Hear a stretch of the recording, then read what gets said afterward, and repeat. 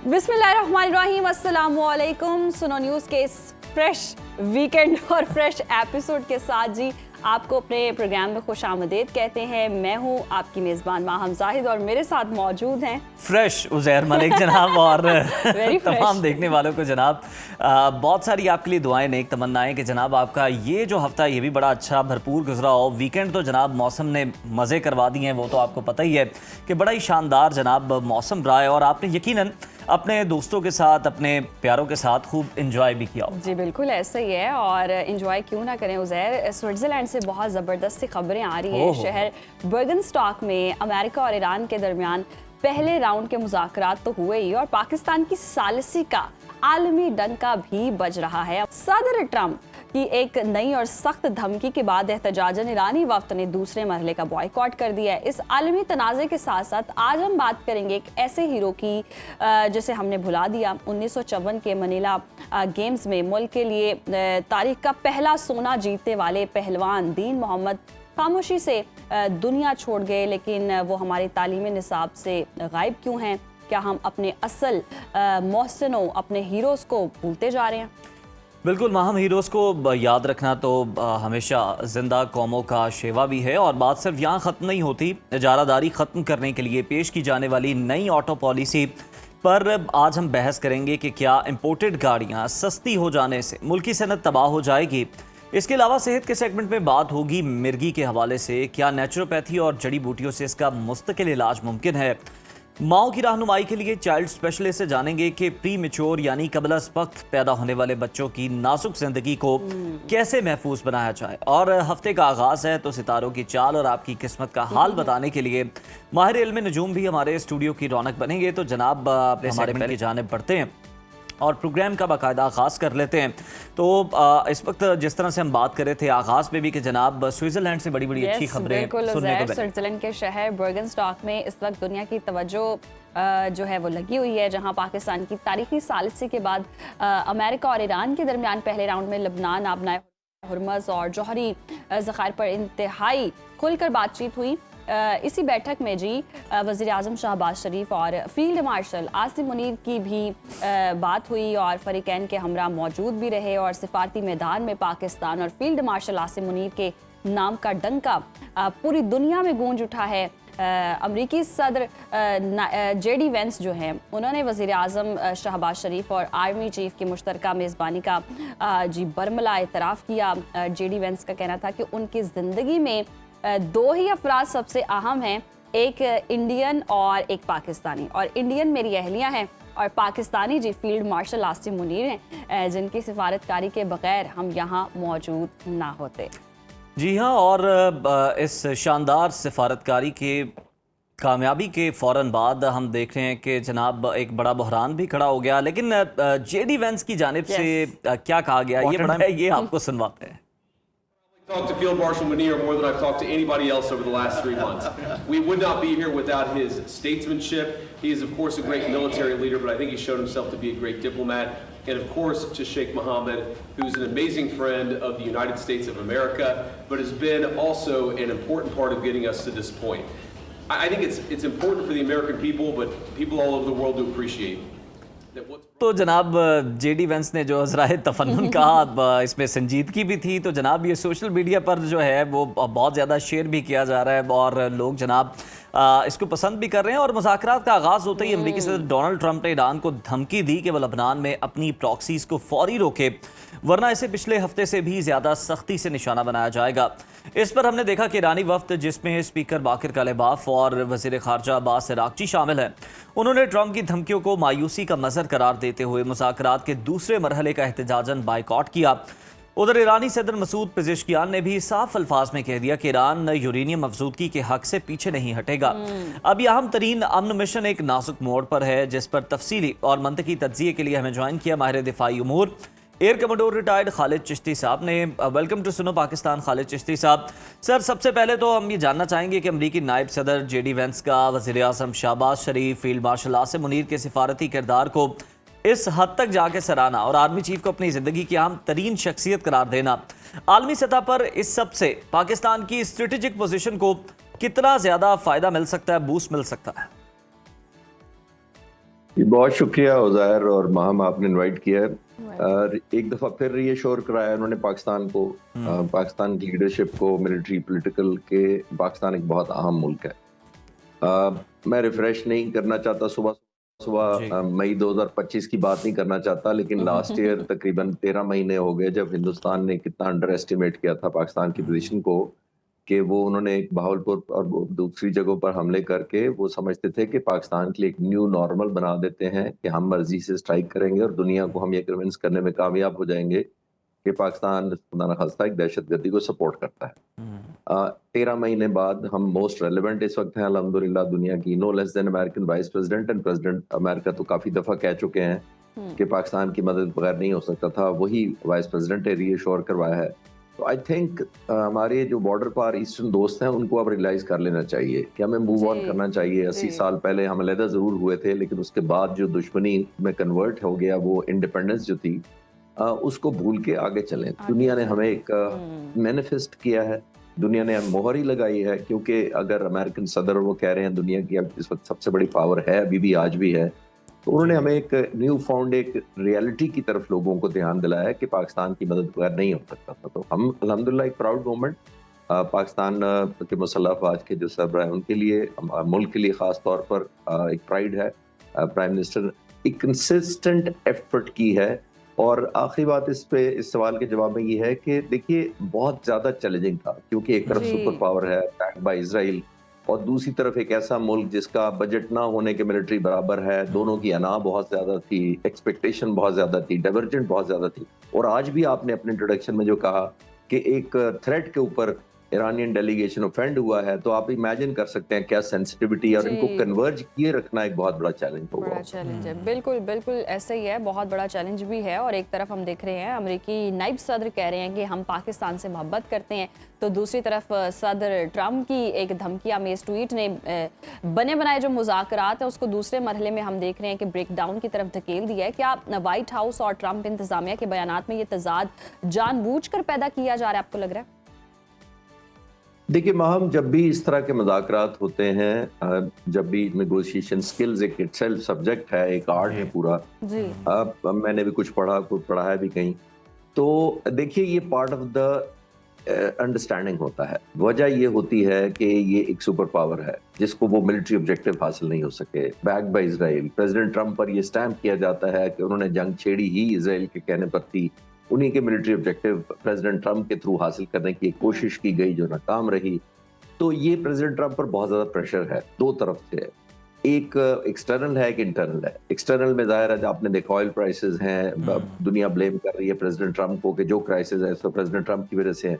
Internally आपने देखा domestic politics है, एक्शन आ रहा है। दूसरा एक तीसरा डायमेंशन भी है, वो तीसरा नहीं हमें भूलना चाहिए कि ज़ायनिस्ट लॉबी बहुत ज्यादा मीडिया कंट्रोल करती है, वो परसेप्शन नैरेटिव बनाते या बिगाड़ते हैं आपके हक में या आपके खिलाफ। तो प्रेसिडेंट ट्रंप को ये शदीद एहसास है कि क्योंकि मैं इजराइल की लाइन अप टो नहीं कर रहा उस तरह, क्योंकि आपने देखा नेतन्याहू बातचीत नहीं करना चाहते थे, वो चाहते थे कि इस वक्त जंग जारी रहे, और अगर जंग नहीं जारी रहती तो नो पीस नो वॉर के दरमियान हैंगिंग रहे, ताकि एज एंड व्हेन बेसिस पर वो चाहे हिजबुल्लाह के खिलाफ लेबनान पर हमले करें, चाहे वो ईरान पर हमले करें, तो सिलेक्टिव टारगेटिंग होती रहनी चाहिए। लेकिन दुनिया ने ये देखा कि इजराइल ने 3900 लेबनीज शहीद किए हैं इतनी छोटी जंग के अंदर, जबकि एक तरफ सिर्फ इसमें लेबनान के ऊपर इजराइल हमले कर रहा था। अमेरिका और इजराइल जहां मिलकर कर रहे थे तो ईरानी तकरीबन 3400 शहीद हुए। तो आप इमेजिन करें 500 शोधा की तादाद लेबनान में ज्यादा है, जो लोगों ने उस तरफ फोकस नहीं किया, क्योंकि इजराइल ने देखा कि इस वक्त सारी दुनिया का, मीडिया का, एनालिस्ट का फोकस जो है वो ईरान है। तो उसने ऑलमोस्ट 1 मिलियन लोगों को डिस्प्लेस या होमलेस किया। 3900 या 4000 के करीब, कुछ 4500 भी कह रही हैं एजेंसीज, तो तकरीबन 4000 शहादतें हुई। तो जो मैं कहना ये चाह रहा हूँ कि उसने एक्सप्लॉइट किया सिचुएशन को, वो चाहता था कि ऐसी ही कंटिन्यूटी रहे और ये न्यू नॉर्मल बन जाए, लेकिन वो प्रेसिडेंट ट्रंप के लिए अफोर्डेबल नहीं था। तो इस वजह से ये आप फर्क देख रहे हैं, प्रेसिडेंट ट्रंप को उन मीडिया के एलिमेंट्स को भी खुश करना होता है कि नहीं, मैं पोजीशन ऑफ कॉम्प्रोमाइज से नहीं ये डील की, मैं तो बहुत अग्रेसिव हूं, और अगर ये किया तो मैं ये हमला कर दूंगा और पिछले हफ्ते की तरह कर दूंगा। तो आई थिंक ये इससे कोई मायूसी नहीं फैलनी चाहिए। मेरी नजर में ये डील आगे भी चलेगी, लेकिन ये ऑप्टिक्स दिखानी होती है शायद अमेरिकन प्रेसिडेंट के लिए ज्यादा ऑब्लिगेट। बिल्कुल सर, और लबनान के बारे में बात करना भी ज़रूरी है। और जिस तरह से डोनाल्ड ट्रंप की बात करें तो आपको नहीं लगता कि ट्रंप और नेतन्याहू को अगर देखें तो अमन मुज़ाकरात में कोई ज़्यादा संजीदा नहीं है? डोनाल्ड ट्रंप तो चलें किसी हद तक हम कह सकते हैं, लेकिन नेतन्याहू तो बिल्कुल नहीं चाहते। ईरान का दूसरी तरफ हम देखें तो हमेशा से ये शिकवा रहा कि मुज़ाकरात के बीच में उनका एतमाद तोड़ दिया जाता है। पहले भी एक दफ़ा इस तरह से हो चुका है। तो अब सदर ट्रंप की धमकी और इसराइली वज़ीर दिफा का जो लबनान ना छोड़ने का ऐलान है, इसके होते हुए मुज़ाकरात किसी ठोस नतीजे पर पहुंच सकेंगे? उज़ैर देखिए, मैं तो कई दिनों से अर्ज कर रहा हूं कि जब ये सीज फायर हुई थी उसके बाद से लेके जो लंबी हुई है सीज फायर का जो ड्यूरेशन था, जिसका मतलब बातचीत हो रही थी और मुज़ाकरात होते होते नाकाम हो जाते थे, हर दफा कभी लगता था कामयाब हो जाएंगे, उसके पीछे सबसे बड़ी या ज्यादा साजिश थी ही इजरायली प्राइम मिनिस्टर की थी, क्योंकि वो हालात को इस तरफ ले जाते थे कि सीज फायर परमानेंट ना हो और एक डील ना हो। जैसे मैंने अर्ज किया कि वो तो चाहते यही थे कि ये हैंगिंग रहे इन बिटवीन। अब प्रेसिडेंट ट्रंप का एक इम्तिहान तो वो था जब उन्होंने जंग छेड़ी। मिलिट्री ऑब्जेक्टिव मेरा मानना ये है कि उस तरह नहीं हासिल हो सके, रिजीम चेंज नहीं हुई, न्यूक्लियर एनरिचमेंट नहीं खत्म अभी मिनींगफुल हो सकी, देखा मिसाइल बैलिस्टिक प्रोग्राम अभी तक इंटैक्ट है उनके।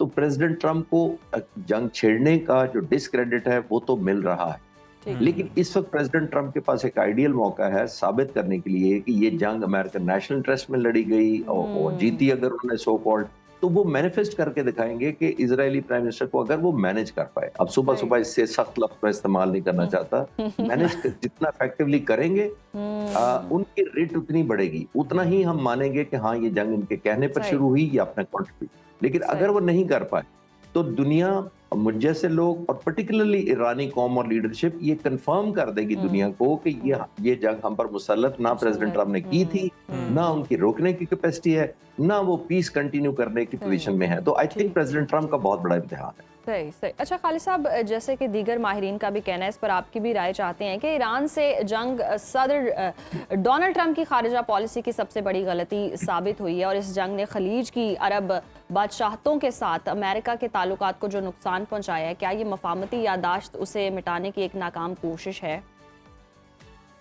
देखिए, वहां पीस की तरफ तो जाना ही था। इस जंग ने कितना अरसा कंटिन्यू करती है, एक सुपर पावर है, ऑलमोस्ट उसने 40 दिन तक बैक बाय इजराइल पूरी जोर लगाया कि किसी तरीके से मिलिट्री ऑब्जेक्टिव हासिल कर सकें, लेकिन आप कहती हैं जो खिफत मिटाने के लिए या शर्मिंदगी मिटाने के लिए है, ऐसा नहीं है। अनफॉर्चुनेटली अमेरिका के लोगों को और खासतौर पर लीडर्स को अपनी तारीख जरूर पढ़ लेनी चाहिए। सही।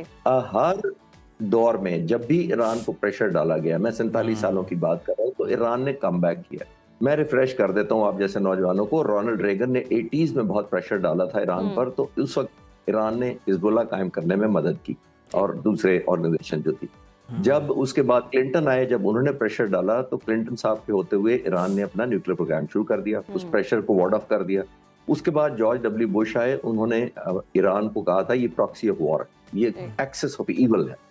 एक्सेस ऑफ ईवल के बाद ईरान ने कम बैक किया, तो उन्होंने अपना न्यूक्लियर जो बैलिस्टिक और क्रूज और हाइपरसोनिक मिसाइल्स है वो प्रोग्राम लॉन्च कर दिया। तो जो दो सदूर आज तक पिछले 48 सालों में जिन्होंने मिलिट्री एक्शन लिया है, एक थे जिमी कार्टर, उन्होंने मिलिट्री ऑपरेशन का एक हुक्म दिया था, वो ऑब्लिगेटरी इसलिए था कि जब पाकिस्तानी इनकलाब ने टेक ओवर किया तो उन्होंने 52 अमेरिकन को जो एम्बेसी के लोग थे ईरान में, उनको हॉस्टेज बना लिया था। उनके रेस्क्यू के लिए डेल्टा फोर्स को जिमी कार्टर ने हुक्म दिया, ऑपरेशन ईगल क्लॉ लॉन्च किया गया 24 और 25 अप्रैल 1980 को। सही। और वो ऑपरेशन बुरी तरह नाकाम हुआ। प्रेसिडेंट जो जिमी कार्टर थे 1980 का इलेक्शन हार गए थे उसी साल, जो सेकंड टर्म का था, और लोग कहते हैं और मुझे जैसे लोग मानते हैं कि वो उसी ऑपरेशन के हारने की वजह से था या नाकामी की वजह से था। तो प्रेसिडेंट ट्रंप दूसरे सदर है, तो आपके सामने है कि दूसरी दफा जो मिलिट्री एक्शन हुआ है तो क्या एम्बैरेसमेंट उसकी तो हम कई दफा बात कर चुके हैं। तो आई थिंक उनको ये याद रखना चाहिए था कि ईरानी कौम प्रेशर में नहीं, JCPOA हुआ था 2015 में प्रेशर डाल के, नॉट मिलिट्री एक्शन करके।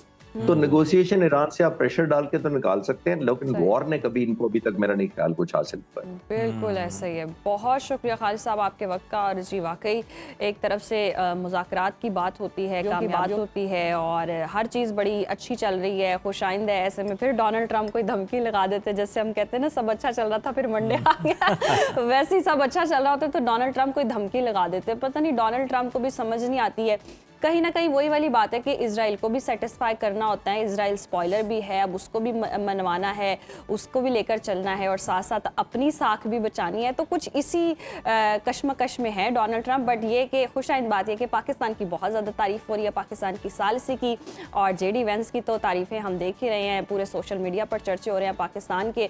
तो ये सबसे ज़्यादा खुशाइंद है। और माहम आप ये भी देखें कि देखें फ्राइडे को हम देख रहे थे कि जनाब कोई साइन होने हैं, इस जो तकरीब है बाकायदा तौर पर वो होनी है जनेवा के अंदर, लेकिन वो तकरीब जो है फिर पता चला कि जनाब वहाँ पे जो मौजूद सहाफ़ी थे वो अपना सामान पैक करना शुरू हो गए और फिर अचानक जनाब पता चला कि मोहसिन नकवी साहब जो है वो ईरान गए हैं और उनकी कोई बातचीत हुई है बड़ी इंपॉर्टेंट। और उसके बाद जनाब ये मैसेजिंग हुई वहाँ मौजूद लोगों को भी, सहाफ़ियों को भी, कि अभी आपको यहाँ पर स्टॉप करना चाहिए, यहाँ पर स्टे करना चाहिए। और जनाब फिर उसके बाद हमने देखा कि एक बहुत बड़ा ज़बरदस्त स्टेज सजा और फिर जनाब हमने देखा कि ईरानी वफ्द भी वहाँ पर पहुँचा, अमरीकी वफ्द भी पहुँचा, नायब सदर जेडी वेंस वहाँ पर थे और जनाब बातचीत हुई। और अब उम्मीद करते हैं कि जनाब ये कोई मुस्बत नतीजा खेज ये बातचीत जनाब हो सके और तब तक अगर डोनाल्ड ट्रंप साहब खामोशी इख्तियार कर लें तो मेरा ख्याल है मामला बड़े बेहतर हो जाएंगे। अगर वो यूं ही ट्वीट्स दागते रहे तो सोशल पर वो जनाब अपने पैगाम जारी करते रहे तो कुछ नहीं हो सकता। थोड़ी सी ब्रेक ले लेते हैं, देखते रहिए सुनो पाकिस्तान।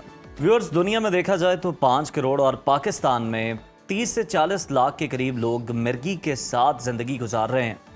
माहिरीन के मुताबिक मिर्गी दरअसल दिमाग की आसाबी खलियों में अचानक गैर मामूली बरकी सरगर्मी का नाम है जो दौरे की सूरत में ज़ाहिर होती है और 70% मरीज बाकायदा दवा से कंट्रोल में आ सकते हैं। बिल्कुल, और रिवायती तिब के साथ साथ कुदरती इलाज का रुझान भी बढ़ रहा है इसमें। और यहाँ सवाल ये उठता है कि क्या नेचुरोपैथी वाकई मिर्गी में कोई मुस्बत किरदार अदा कर सकती है या ये महज दावे हैं। आज हमारे साथ मौजूद हैं नेचुरोपैथी एक्सपर्ट जमील मेहरवी साहब जो कुदरती इलाज के जरिए दिमागी सेहत पर काम कर रहे हैं और आपसे हम जानेंगे कि मिर्गी के इलाज कैसे मुमकिन हो सकता है। बहुत शुक्रिया आपके वक्त का, वेलकम टू सुनो पाकिस्तान। अच्छा मेहरवी साहब, हम अक्सर सुनते हैं इसको मिर्गी का दौरा पड़ गया है, ऐसी क्या वजह होती है, क्या दिमागी खलियों में प्रॉब्लम्स होती हैं कि मिर्गी के दौरे तक पहुंचता है इंसान? बहुत शुक्रिया। बात यह है कि हमारे जो मोटर न्यूरॉन सेल्स हैं वहाँ से करंट रिफ्लेक्ट करता है और वो मुख्तलिफ लहरों की शक्ल में पैदा होता है। वो हमारे हरामग से जो स्पाइनल कॉर्ड होता है रीढ़ की हड्डी के अंदर उसमें, और उसके बाद वो पूरे हमारे नर्व्स जहाँ जहाँ तक, यानी इधर हाथों की तरफ बाजुओं में और पाँव तक टांगों में से वो करंट रिफ्लेक्ट करता है और उसके बाद वो यहाँ से भी बाहर निकलता है, आउट होता है और पाँव के तलवों से और ज़मीन के कशे शकल के साथ अर्थ करता है, जिसकी वजह से हम ज़मीन पे खड़े हो सकते हैं, चल फिर सकते हैं, भाग दौड़ सकते हैं, तवाज़न हमारा जो है ना बैलेंस वो कायम रहता है। उसमें जब भी कोई प्रॉब्लम होती है, और इसकी बहुत बड़ी वजह जो हमारे यहाँ इस वक्त बड़ी स्पीड अप हो चुकी हुई है वो है एसिडिटी, तेजाबियत। इसका इफेक्ट वहाँ पे जब होता है तो इसी की वजह से पार्किंसन हो रहा है, राशा जिसको कहते थे, इसी की वजह से हमारे यहाँ ये इम्बैलेंसमेंट जो होती है वहाँ पे, जिसकी वजह से मिर्गी के दौरे भी आ सकते हैं। लेकिन जितनी तादाद आपने बताई है ना, मैं इस पे इसलिए मुतफिक नहीं हूँ कि पाकिस्तान के अंदर अगर हम सूरत हाल देखते हैं तो मेरे पास जो पेशेंट आते हैं ऐसे ऐसे मरीज़ हैं कि जिनका डॉक्टर्स ने EEG एक टेस्ट होता है वो करवाया ही नहीं होता और मिर्गी डिक्लेयर की होती है। अच्छा। और ऐसे भी बेशुमार पेशेंट मैंने देखे हैं, बल्कि बहुत सारे लोग इस वक्त अपनी अपनी रिपोर्ट्स रिकॉर्ड ज़रा सीधा कर लें या थोड़ा सा थिंक करें, गौर करें, तो वो कहते हैं कि जी हमें इस पर लिखा है कि नॉन एपिलेप्टिक पेशेंट के EEG टेस्ट हुआ। बल्कि पिछले दिनों एक केस मेरे पास आया इस्लामाबाद से, एक बिजनेसमैन है, उनके लाहौर, इस्लामाबाद और कराची 3 जगहों पे उनका बड़ा अच्छा बिजनेस है और वो बाई एयर ये सारा ऐसे ऐसे तीनों शहरों में ऐसे घूमते हैं। वो उन्होंने कुछ 2-3 टेस्ट इस्लामाबाद से हुए, 1-2 लाहौर से हुए, 2-3 कराची से हुए और सारे टेस्टों में किसी भी जगह पे उन्होंने वो एपिलेप्टिक डिक्लेयर ही नहीं किया था। उसके बावजूद जो है वो उनको एपीवाल खिलाई जाती है अंधाधुन। तो मैंने उनसे पूछा कि सर आप तो पढ़े लिखे हैं, लिखा भी है? कहते हैं लिखा है, लेकिन मेरा डॉक्टर कहता है कि नहीं जी, फिर भी एक ऐसी किस्म होती है जो इसमें आती ही नहीं है। अच्छा। और हमें फिर भी दवाई यही देनी है। भाई हर मुंह से झाग निकलने का मतलब दौरा नहीं होता। अच्छा। फिट्स आने का मतलब दौरा नहीं या मिर्गी का दौरा ही नहीं होता। हमारे यहाँ हिस्टेरिकल प्रॉब्लम बहुत है, लड़कियों के यहाँ लड़कियों में ज्यादा होता है। जैसे कि कोई ख्वाहिश दब गई, कोई ख्वाहिश के हसूल के लिए आप किसी एक ही चीज़ को कंटिन्यू सोचते रहते हैं और वो आपकी ख्वाहिश पूरी नहीं हो रही, चाहे वो बहुत छोटी सी हो या बहुत बड़ी हो, ठीक। तो वो भी सर चढ़ के बोलती है और आपके ज़हनी तवाज़ुन को डिस्टर्ब करती है, जिसकी वजह से आपके फिट्स भी आ सकते हैं, पैनिक अटैक्स आ सकते हैं, झटके तो फिर बुखार में भी आ जाते हैं। जी जी फिट्स पड़ते हैं, बिल्कुल। सेरिब्रोस्पाइनल जो फीवर होता है उसके अंदर भी सर में झटके आते हैं। बुखार अगर वैसे ही शदीद हो जाए 104 या ऐसे ऊपर चला जाए तब भी फिट्स आना शुरू हो जाते हैं, तो इसका ये मतलब थोड़ी कि उसको मिर्गी की डिक्लेयर करके उसको दवाइयाँ शुरू तो करवा। मेहरवी साहब, कोई ऐसा कुदरती तरीका मौजूद है जो मिर्गी के दौरों की शिद्दत को या उसकी फ्रीक्वेंसी को कम करने में हेल्प आउट कर सके? हाँ जी, उसमें हमारे यहाँ कलवंजी जो है वो बहुत ही काबिले फ़ख्र इसमें है कि अल्लाह के नबी सल्लल्लाहु अलैहि वसल्लम फरमाया इस काले दाने में यानी कलवंजी में मासवे मौत और बुढ़ापे की हर बीमारी की शिफा है। कलवंजी का आपको तेल मिल जाता है, कलवंजी ऑयल लेना है और उसके 2 कतरे आपने नाक के एक वाले नथने में डालने, किसी भी साइड पे आप डालने, चाहे वो सीधे या उल्टे साइड जिधर मर्जी। सही। 2 ड्रॉप आपने पहले एक साइड पे डालने और फिर उसके 2-4 मिनट के बाद आपने दूसरी साइड पे डालने। इसके अलावा दूसरी चीज़ हमारे यहाँ देसी घी जो है वो बहुत कमाल का है कि देसी घी जो है उसको गर्म करके उसमें आपने जब आप उसको गर्म करने लगेंगे तो उसमें आपने 2 या 3 बादाम के गिरी जो है वो, लेकिन गिरी आपने बादाम तोड़ के फ्रेश निकाल के उसमें डाल के थोड़ा सा जलाना है और फिर वो देसी घी जो है ना उसको आप किसी ड्रॉपर में डाल लें।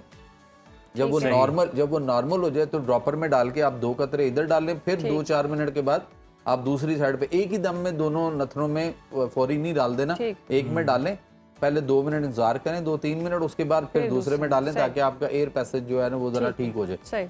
यहाँ पे एक और मैं वजाहत करता चलूँ कि हमारे यहाँ एक बहुत बड़ा मसला है कि हम बहुत बड़ा रेवेन्यू भी जनरेट कर सकते हैं इस चीज़ से ऊपर कि हमारा जो नेचुरोपैथिक सिस्टम ऑफ मेडिसिन है, हमारे अल्लाह ताला ने हमें पाकिस्तान में 6000 से ज़ायद जड़ी बूटियों से नवाजा है।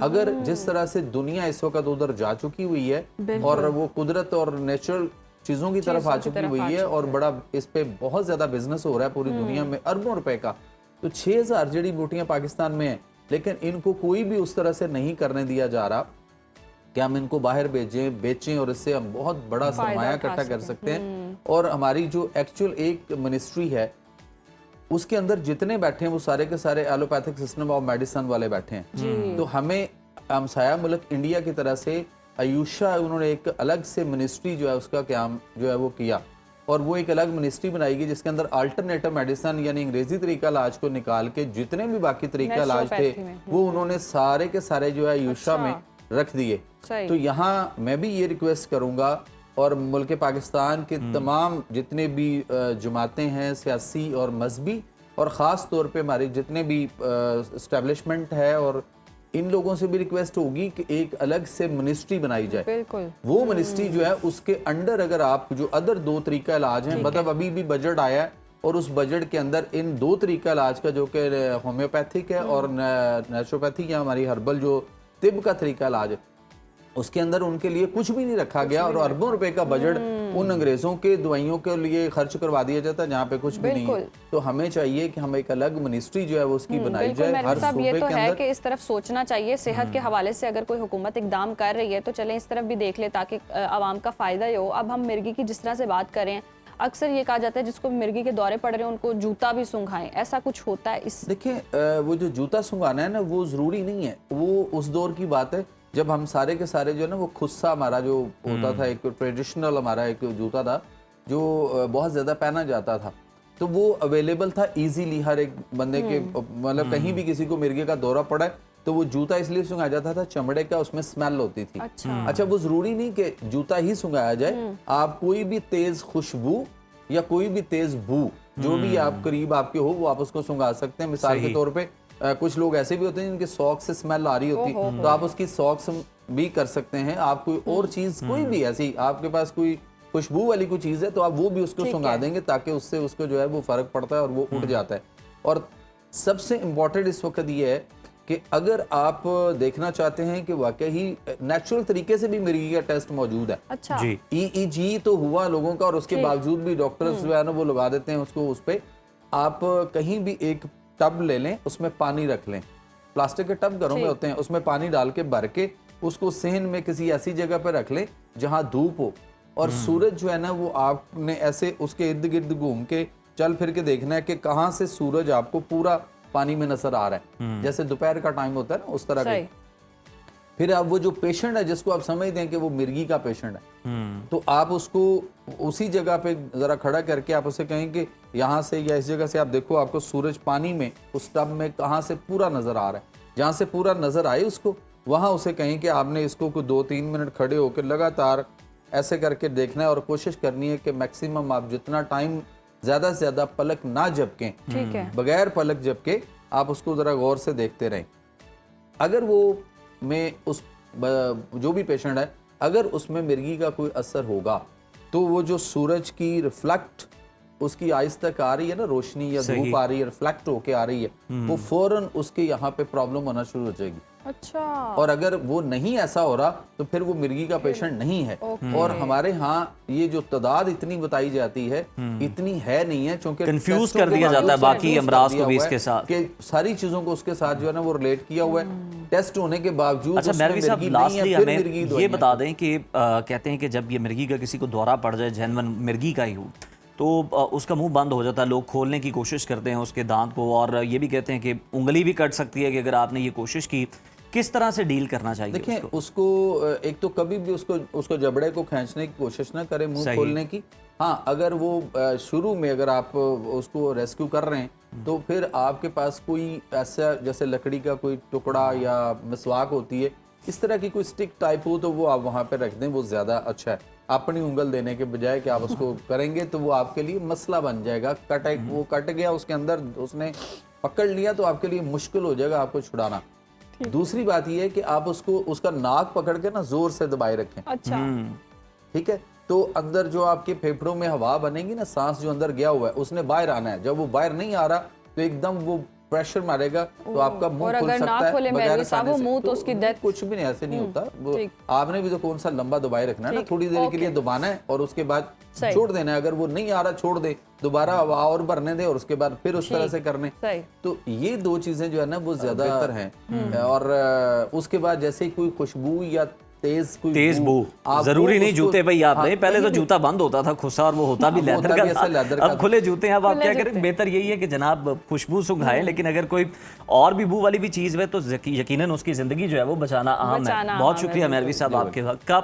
और जनाब अगर आपके भी इर्द गिर्द आपके किसी जानने वाले को ये प्रॉब्लम है तो पहले ये डायग्नोस करें कि क्या ये मिर्गी का ही मसला है या फिर ये कोई और प्रॉब्लम है। मरवी साहब ने एक तो आपको कुदरती तरीका भी बता दिया है चेक करने का, और टेस्ट भी जनाब मौजूद है, और उसके बाद फिर उसकी जो एहतियात है वो आपको करना जरूरी है। अभी ब्रेक लेते हैं प्रोग्राम में, देखते रहिए सुनो पाकिस्तान। वेलकम बैक नाज़रीन, और अब वो सेगमेंट आ चुका है जिसका आप सबको इंतजार होता है कि इस वीक आपके सितारे क्या कहने वाले हैं, गर्दिश में हैं या बहुत अच्छे चल रहे हैं। तो चलते हैं, पूछते हैं दाऊद अहमद दाऊद साहब से कि क्या इस वीक रहने वाला सितारों का हाल। बहुत शुक्रिया आपके वक्त का, वेलकम टू सुनो पाकिस्तान। तो सबसे पहले स्टार्ट कर लेते हैं एरीज से।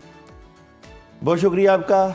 आने वाला हफ्ता बहुत सी तब्दीलियों के साथ आपकी ज़िंदगी के नशीबो फराज को बदलने जा रहा है। अच्छा। क्योंकि 22 जून से लेकर 26 जून जुपिटर की ख़ास एनर्जी शर्फ़े जुपिटर यानी कि आपके हालात में एक बड़ी तब्दीली का अंसर भी आएगा। ये सब कुछ इसी हफ्ते में मिलने जा रहा है। इसी हफ्ता में 9 और 10 मुहर्रम भी है, बिल्कुल जनाब, और 10 मुहर्रम के लिए ख़ास दुआओं की कबूलियत का वक्त भी है। तो सबसे पहले बात करते हैं एरीज पुरच हमल, इस वीक की स्टोरी ऑफ द वीक। तो एरीज वालों की इस वीक की स्टोरी ऑफ द वीक में ख़बरों का वीक है, राब्ते, कम्युनिकेशन, बहुत ज़बरदस्त किस्म की एनर्जी, और यहाँ पे आपके माली मामलात में भी एक बड़ा ज़बरदस्त चेंज होने जा रहा है और कामों में बड़ा ज़बरदस्त मदद और कमबैक भी आएगा। तो ये वीक ओवरऑल बहुत अच्छी एनर्जी वाला है एरीज वालों के लिए। जॉब और बिजनेस की बात करूं तो जॉब और बिजनेस में आपकी जो नेगेटिविटी चल रही थी, जो रुकावटें चल रही थी, उसमें एक बहुत ज़बरदस्त किस्म की एनर्जी आएगी और कैरियर वाइज एक अपॉर्चुनिटीज़ आप अवील करेंगे इस वीक में। मैरिज और रिलेशन में थोड़ा सा डिले है चीज़ें, और सोलमेट से मुतल्लिका, अपने रिलेशन से मुतल्लिका चीज़ों को प्लान करने की ज़रूरत पड़ सकती है। एजुकेशन की बात करूं तो ज़बरदस्त रहेगी। हेल्थ की मामलात में आपको वॉक ज़रूर करनी चाहिए। ट्रैवलिंग बिल्कुल कर सकते हैं, और यहाँ पे पढ़ने के लिए यज़ल जलाल वाले इकराम की एनर्जी आपको मैसेज दे रही है। ये वक्त है शिफा का, चीज़ें बेहतरी की तरफ जा रही हैं, ये मून आपको मैसेज दे रहा है। टॉरस बुरसौर वालों की बात करूं तो बुरसौर इस वीक की एनर्जी में चेंज, बड़ा चेंज है। डेथ कार्ड की एनर्जी की ट्रांसफॉर्मेशन और चेंज को लेकर आती है। यहाँ पे नई ऑप्शंस और नए काम आपको मिलते हुए नजर आते हैं। यहाँ पे आप मेडिटेशन करेंगे, अपने मामलात की फ्यूचर की प्लानिंग करेंगे और माली तौर पे भी स्ट्रॉन्ग पोजीशन। यहाँ पे आप अपने पुराने कामों में एक बड़ी ज़बरदस्त किस्म की बेहतरी देखते हुए नजर आते हैं। जॉब और बिजनेस की बात करूँ तो बहुत ही ज़बरदस्त एनर्जी रहेगी। कैरियर वाइज इस वीक में मोहब्बत की बात करूँ तो मोहब्बत में नई अपॉर्चुनिटीज़ आएंगी। रिलेशन बेहतरीन नज़र आता है इस वीक में। एजुकेशन में थोड़ी सी तलबा तलबात को फोकस करना पड़ेगा, अपनी तवज्जो बढ़ानी पड़ेगी। हेल्थ के मामला बेहतरीन नज़र आते हैं और ट्रैवलिंग आप मौके की मुताबिकत से ज़रूर करिएगा। और पढ़ने के लिए आप लोगों के लिए ला हौला वला कुव्वता इल्ला बिल्लाह और आयत करीमा का विर्द मून कह रहा है कि नामुमकिन पर यकीन रखें और अगर आप जो चाहते हैं वो कर सकते हैं। अल्लाह ने आपको ये एबिलिटी दी हुई है इस वीक में। जबरदस्त। जेमिनी किस तारीख है? जेमिनी वालों की इस वीक की स्टोरी ऑफ द वीक की बात करें तो जेमिनी इस वीक में डिटर्मिनेशन काफ़ी हाई है। अक्लो फहम की, फरासत की, पावर की एनर्जी आपके हौसलों को एक नया रंग दे सकती है। अगर मैं बात करूं यहाँ पे आपकी फैमिली से मुतल्लिका भी एक अच्छी ज़बरदस्त एनर्जी और अपॉर्चुनिटीज़ आपकी ज़िंदगी में ला रही है। खबरें हैं आपकी फैमिली, आपके घर, आपके हाउस, आपके रिलेशन से मुतल्लिका एनर्जी इस वीक में काम करेगी। जॉब, बिजनेस और कैरियर की बात करूं तो बहुत स्ट्रेट फॉरवर्ड नजर आते हैं। अपने कैरियर वाइज अपनी जॉब को या अपने बिजनेस को बेहतरीन हिकमत अमली के तहत बढ़ाते हुए नजर आते हैं। और जनाब बात करूं एजुकेशन की, एजुकेशन भी बेहतरीन है। मैरिज और रिलेशन बेहतरीन है। हेल्थ ज़बरदस्त नज़र आती है। और ट्रैवलिंग की बात करूं तो मुमकिन है कि इस वीक में आपको कोई सफ़र पेश आ जाए। और पढ़ने के लिए आप लोगों के लिए बिस्मिल्लाहिर्रहमानिर्रहीम कसरत से पढ़ना एनर्जी बूस्ट करेगा और नताइज पहुंच के अंदर है, ये मून की एनर्जी कहती है। कैंसर वालों की इस वीक की स्टोरी ऑफ द वीक की बात करें तो कैंसेरियन इस वीक में अपने कामों से मुतल्लिका थोड़ी सी नेगेटिविटी फील कर सकते हैं। जुपिटर का डायरेक्ट कैंसर में आना 10 से 12 साल के बाद आपके आने वाले मामलात में एक बहुत बड़ा पॉजिटिव चेंज लेकर आ रहा है। इसलिए आपने सुस्ती और काहली से निकलना है, बिल्कुल प्लानिंग करना है। जो मामलात आप करना चाहते थे, अगर आपकी नेगेटिविटी है तो उसको ख़त्म खुद ही करना पड़ेगा। एक नए दौर का आगाज़, नई शुरुआत, कामों में बड़ी ज़बरदस्त मदद और बिल्कुल जनाब आपके कुछ जो डले हुए मामलात हैं उनको बेहतरीन प्लानिंग के तहत आगे लेकर जाएं। जॉब, बिजनेस और कैरियर की बात करूं तो स्मूथली अपने कैरियर पे तवज्जो दे पाएंगे। मोहब्बत की बात करूं तो मोहब्बत में ओवर थिंकिंग आपके रिलेशन को ख़राब कर सकती है। एजुकेशन नहीं सही, तलबा तलबात की तालीमी मामलात पे फोकस करना पड़ेगा। हेल्थ बेहतरीन नज़र आती है। ट्रैवलिंग करते हुए नज़र आते हैं और पढ़ने के लिए या अल्लाह या रहमान का विर्द और नेगेटिविटी निकालना पड़ेगी। कुछ अपनी ज़िंदगी से मुतल्लिका मून की एनर्जी कहती है जितना नेगेटिविटी निकालेंगे उतने ही बेहतरीन रिजल्ट हासिल कर पाएंगे।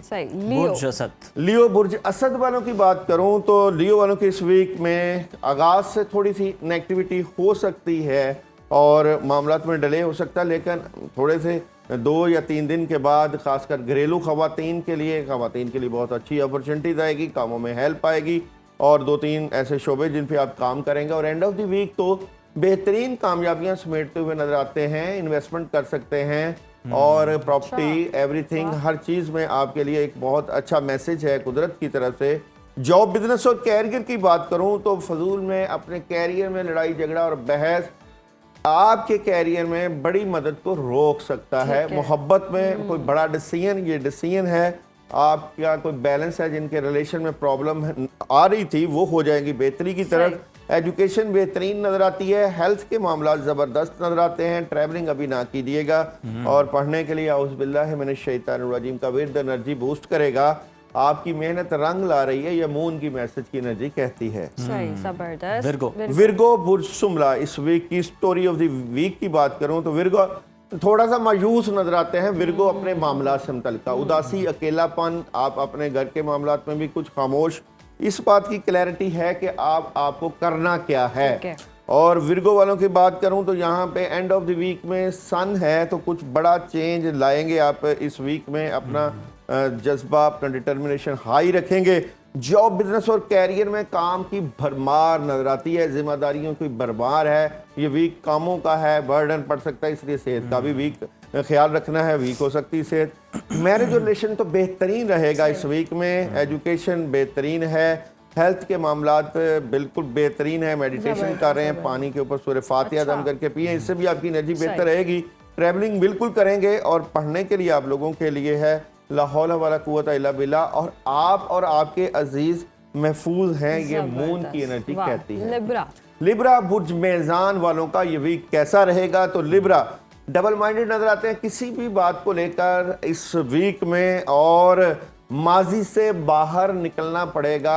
आप अपने आने वाले वक्त के लिए बेहतरीन प्लानिंग करें। ये वीक आपके लिए एहतियात का वीक है, फजूल में किसी से उलझना नहीं और बहस नहीं करनी। कैरियर वाइज स्ट्रेट फॉरवर्ड नजर आते हैं, जो चल रहा है उसको चलने दें, नई चीज़ें ना ऐड करें, और मोहब्बत में बेहतरीन एनर्जी रहेगी। और बात करूं एजुकेशन तो तालीमी मामला बेहतरीन नज़र आते हैं, हेल्थ ज़बरदस्त है, ट्रैवल कर सकते हैं, और पढ़ने के लिए या अल्लाह या रहमान अपने माजी से बाहर निकलें, आगे बढ़ें, ये मून आपको मैसेज दे रहा है। स्कॉर्पियो बुर्ज अक्रब वालों के इस वीक की स्टोरी ऑफ द वीक, माली मामला से मुतल्लिका प्लानिंग करने की ज़रूरत पड़ सकती है। डबल माइंडेड भी हैं और बैलेंस भी कर रहे हैं, जॉब कर रहे हैं तो बिजनेस में भी, मगर आप चेंज चाहते हैं अपने कामों से मुतल्लिका, बड़ा चेंज जॉब और बिजनेस में, सेलिब्रेशन है, पैसे आएंगे, बिल्कुल जनाब, हालात में बेहतरी है। मैरिज और रिलेशन बेहतरीन नज़र आता है आप लोगों का, एजुकेशन ज़बरदस्त है, हेल्थ बेहतरीन है, ट्रैवलिंग कर सकते हैं, और पढ़ने के लिए यहाँ पे सूरह इखलास का विर्द करना आपकी एनर्जी को बूस्ट कर रहा है। और मून आपको मैसेज दे रहा है कि जो मामला चल रहे हैं, अगर आप इसको बेहतर करना चाहते हैं तो इसके लिए अभी से प्लानिंग कर लें, क्योंकि आगे आने वाले वक्त में ज्यादा मसरूफियत हो रही है। सैजिटेरियस वालों की इस वीक की स्टोरी ऑफ द वीक की बात करें तो बहुत ज़बरदस्त एनर्जी है, सेलिब्रेशन है, खुशियाँ हैं, कामयाबी है आगाज से ही, और कुछ मामला जो में डिले है वो बेहतर होना शुरू हो जाएगा बिल्कुल, और ओवर थिंकिंग और नेगेटिविटी से निकलिएगा। जॉब बिजनेस और कैरियर बेहतरीन नजर आता है, मैरिज और रिलेशन में कामयाबी नजर आती है, एजुकेशन बेहतरीन रहेगी।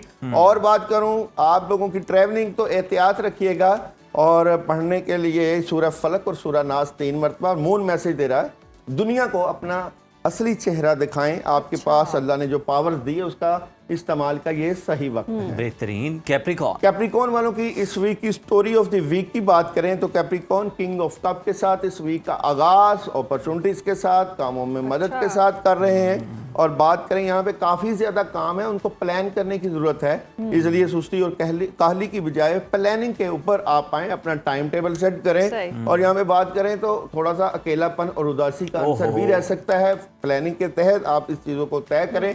आने वाले वक्त की अभी से प्लानिंग माइंड में चलेगी। जॉब बिजनेस और कैरियर में एक नया आगाज, नई अपॉर्चुनिटीज, पैसों की आमद। और बात करूं मैरिज और रिलेशन की तो मैरिज और रिलेशन में डिसार्ट, थोड़ा सा चीज़ों रुकी हुई, आपकी फैमिली से मुतल्लिका कोई नेगेटिविटी हो सकती है। एजुकेशन बेहतरीन रहेगी, हेल्थ ज़बरदस्त है, ट्रैवलिंग अभी एहतियात से करिएगा, बिस्मिल्लाह व तवक्कलतु अलैह पढ़ के कर सकते हैं। और पढ़ने के लिए दुरूद इब्राहिमी की कसरत रखें और खुदाई के सामने हथियार डाल दें, ये चांद की एनर्जी आपको कहती है। एक्वेरियस वालों की इस वीक की स्टोरी ऑफ द वीक की बात करूं तो एक्वेरियस वाले कुछ बड़ा काम करने की कोशिश में लगे हुए नजर आते हैं। और यहाँ पे बात करूं आपके पुराने काम और मौजूदा कामों में एक बूस्ट लगेगा इस वीक में, बेहतरीन एनर्जी। और ये हफ्ता खुशियों, कामयाबियों और बड़ी मदद और नुसरत लेकर आ रहा है आपकी जिंदगी में। जॉब बिजनेस और कैरियर में आपकी ख्वाहिशें पूरी होंगी। व्हाइट कलर का पहनना और व्हाइट कलर का सदका करना आपकी एनर्जी को बूस्ट करिएगा। और ये वीक कैरियर का वीक है। और मोहब्बत की बात करूं तो मोहब्बत में भी कामयाबी है, एजुकेशन में थोड़ा सा प्रॉब्लम हो सकता है, हेल्थ बेहतरीन है, ट्रैवलिंग एहतियात से करिएगा। सलामन कॉलर में रब रहीम का विर्द एनर्जी बूस्ट करेगा। अपना विजन और अपना ध्यान ठीक रखें, इसी से आपको फायदे मिलेंगे। पाइसिस बुर्ज हौत वालों की इस वीक की story of the week. Pisces इस वीक का आगाज बहुत ही बेहतरीन एनर्जी, बड़े हाई डिटर्मिनेशन और अपॉर्चुनिटीज के साथ करने जा रहे हैं। विजन, दिमागी फैसले और बहुत ही पॉजिटिव एनर्जी के साथ। सेकंड कार्ड की एनर्जी आपके लिए कामयाबियों का एक अंदिया दे रही है। और थर्ड कार्ड की एनर्जी जो करना चाहते हैं कर सकते हैं, क्योंकि अब करने की प्लानिंग और सही वक्त आ चुका है। जॉब बिजनेस और कैरियर में खुशियां हैं, कामयाबियां हैं, बरकत है और बेहतरीन एनर्जी को फील करेंगे।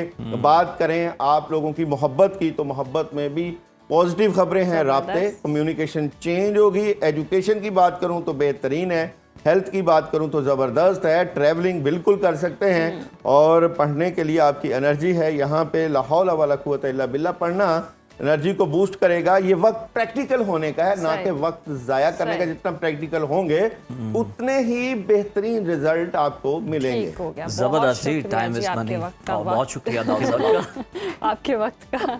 अभी वक्त हुआ ब्रेक का, देखते रहिए सुनो सुनो पाकिस्तान। तो नाज़रीन, अब प्रोग्राम में वक्त हुआ है कि ये जान लिया जाए कि जनाब जो आंधियां चल रही हैं, जो बारिशें चल रही हैं, ये मजीद कितने दिन जारी मैंने रहेंगी कहा और शायद मुल्क आप के कहने लगे मुख्तलिफ क्यों चल रही है? शहरों का दर्जा हरारत क्या है। नहीं, मुझे कोई मसला नहीं है, चलती रहे, मैं अच्छी तो बात। एंजॉय कर रहा हूँ। तो जनाब जान लेते हैं कि मुल्क के मुख्तलिफ शहरों में दर्जा हरारत क्या रहना है। तो ओवर टू यू माहम। बिल्कुल। और कल रात भी हमने देखा बड़ी ज़बरदस्त सी बारिश हुई, बड़ा सुहाना मौसम है और जून जुलाई की समझ नहीं आ रही है, बड़ा ही अनप्रडिक्टेबल सा मौसम है। लेकिन अच्छी बात है कि गर्मी की शिद्दत में थोड़ी कमी आई है और मौसम जो है सुहाना, भारी बिलों में भी कुछ कमी हुई भारी है। बिलों में भी कमी हुई है और एसी को भी थोड़ा सुकून आया। तो चलते हैं, देखते हैं जी मुख्तलिफ शहरों में क्या दर्जा हरारत रहने वाला है।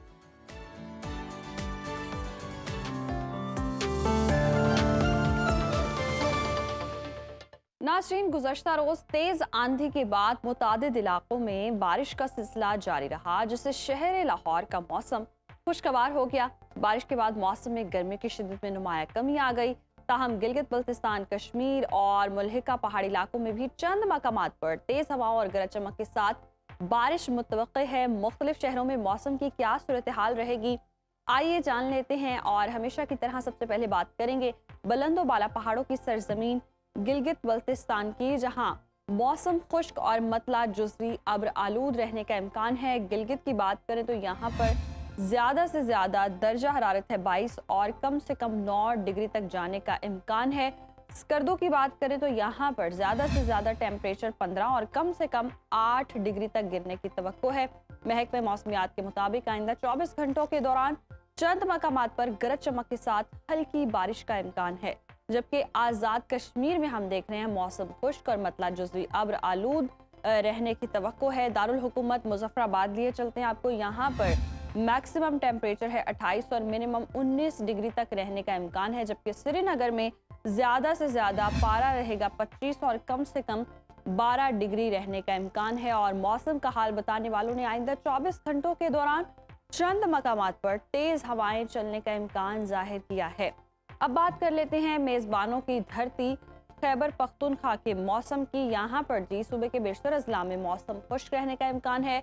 सूबाई दारुल हुकूमत पेशावर की बात करते हैं। पेशावर में ज़्यादा से ज़्यादा दर्जा हरारत 39 और कम से कम 27 डिग्री रहने का इम्कान है, जबकि सवात की बात करें, जिसे पाकिस्तान का स्विट्ज़रलैंड कहा जाता है, यहाँ पर हम देख रहे हैं ज़्यादा से ज़्यादा दर्जा हरारत 21 और कम से कम 10 डिग्री तक रहने की तवक्को है, जबकि आइंदा 24 घंटों के दौरान बालाई अजला में मतला जुज़वी अब्र आलूद रहने का इम्कान है।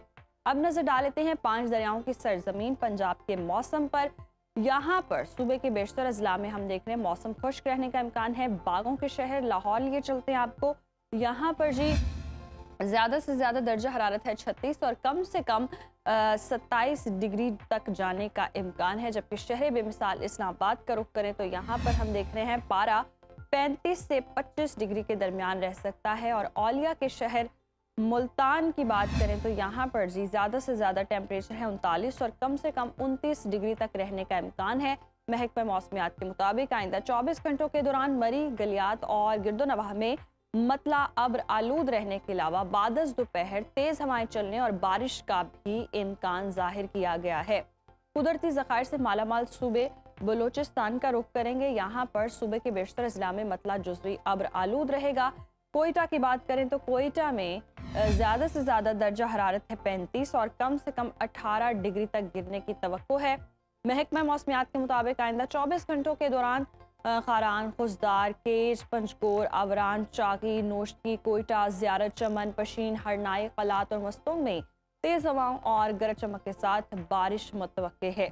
आखिर में जी हमेशा की तरह बात करेंगे वादी मेहरान यानी कि सूबा सिंध की, जहाँ सूबे के बेशतर अजला में मौसम खुश्क रहेगा। शहर कायद कराची की बात करें, यहाँ पर ज़्यादा से ज़्यादा टेम्परेचर 35 और कम से कम 29 डिग्री तक रहने का इम्कान है, जबकि हैदराबाद में ज़्यादा से ज़्यादा दर्जा हरारत है 38 और कम से कम 29 डिग्री रहने की तवक्को है। ताहम आइंदा 24 घंटों के दौरान सिंध के बालाई अजला में मतला अब्र आलूद रहने का इम्कान है।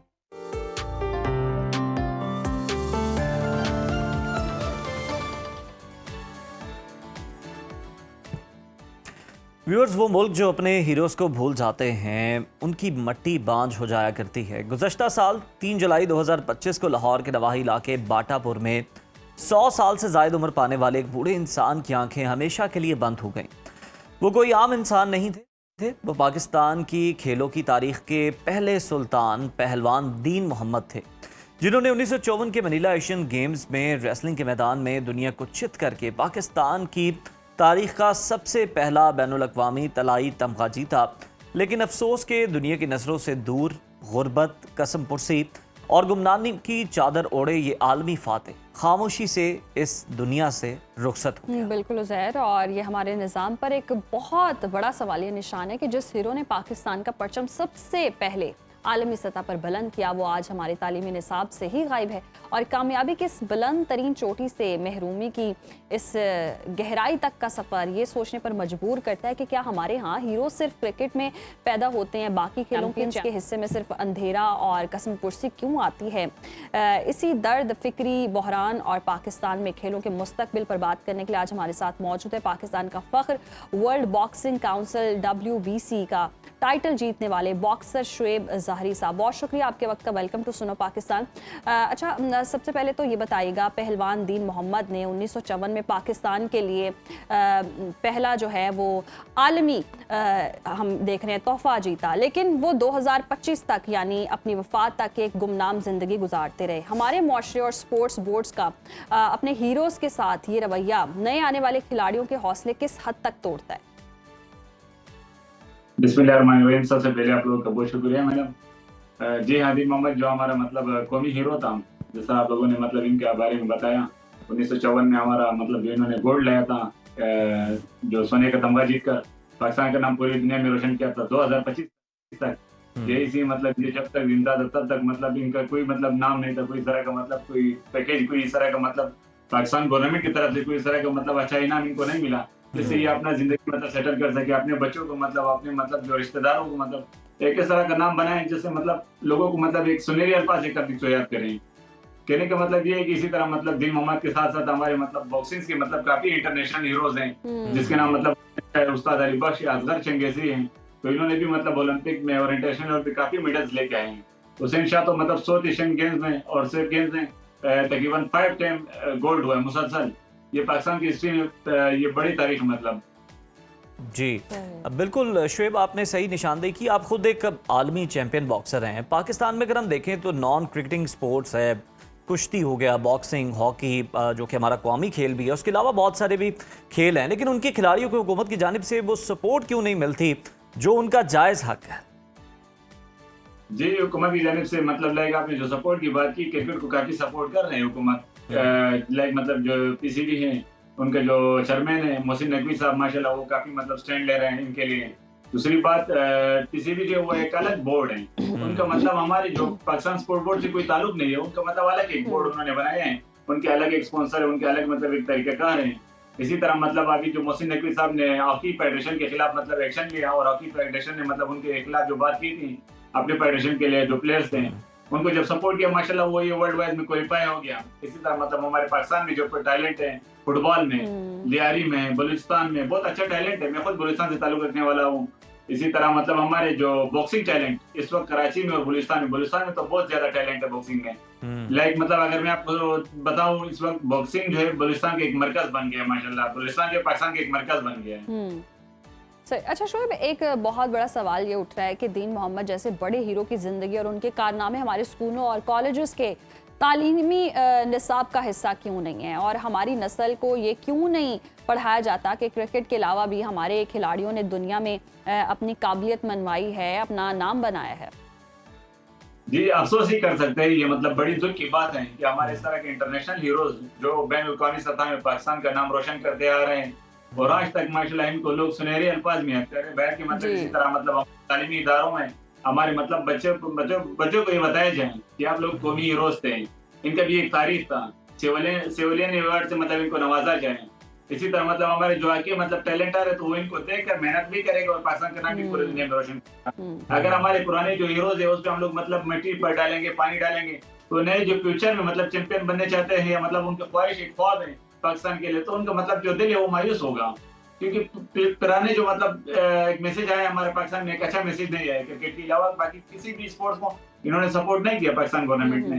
फिर हमारे बलूचिस्तान का हाल अगर मैं आपको बता दूं तो हम लोग तो मतलब बिल्कुल फालिज है मतलब वहाँ पे। लाइक हमारा बलूचिस्तान स्पोर्ट बोर्ड डिपार्टमेंट इस वक्त काम कर रही है, एयरपोर्ट से लेकर आयुब स्टेडियम तक जो हमारे डीजी साहब है, जो हमारे सेक्रेटरी साहब है, जो हमारे स्पोर्ट्स मिनिस्टर साहब हैं, इन्होंने मतलब ये रूटीन अभी शुरू की है। एयरपोर्ट चौक से लेकर आयुब स्टेडियम तक मतलब बच्चों को भगाते हैं, क्लास में तकरीबन 1 लाख 2 लाख रुपए कैश देते हैं। बाद में जब हम लोग देखते हैं अखबारात या मतलब हम लोग जब फाइनेंस डिपार्टमेंट के पास जाते हैं तो ये लोग कहते हैं कि 50 करोड़ रुपया 60 करोड़ रुपया हम लोगों ने मतलब इस इवेंट के लिए फंड रखा था, जो कि इनामात सिर्फ 1 लाख 1.5 लाख रुपए के होते हैं। ओहो, अच्छा शुएब, बिल्कुल ये भी एक बड़ा प्रॉब्लम है। इसके अलावा सोशल मीडिया पर अक्सर ये बहस भी होती है कि हमारे मुल्क में क्रिकेटर्स पर करोड़ों रुपए और प्लॉट्स जो है वो निछावर किए जाते हैं, जबकि दूसरे खेलों के आलमी फातेह नौकरियों, बुनियादी सेहत की सहूलियात के लिए तरसते हैं।